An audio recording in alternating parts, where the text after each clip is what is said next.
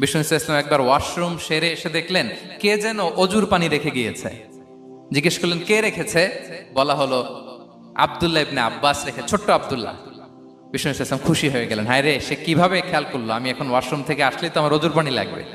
খুশি হয়ে একটা দোয়া করলেন তার জন্য। তিনি বললেন আল্লাহুম্মা ফাক্কিহহু ফিদ্দীন ওয়া আল্লিমহু তা'ওয়িল, মানে হে আল্লাহ, আপনি তাকে দ্বীনের জ্ঞান দেন এবং কোরআনের ব্যাখ্যা তারে শিক্ষা দেন।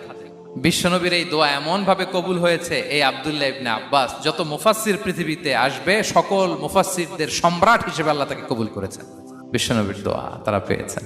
উম্মে সুলাইম রাদিয়াল্লাহু তাআলা আনহা আনাস রাদিয়াল্লাহু তাআলা আনহুকে নিয়ে আসলেন, বললেন নবী হে, আপনি এসেছেন, আমরা যে এত খুশি মদিনাবাসী, সবাই দেখে আপনার হাতে কিছু না কিছু হাদিয়া দেয়, আমি কি দিব? কিছু দেয়ার নাই, কিছু দেয়ার নাই, আমি গরিব মানুষ, আমি আমার নাড় ছেঁড়া ধন, কলিজার টুকরা আনাস, আমার শিশু সন্তানটারাই আপনারে হাদিয়া দিয়ে দিলাম।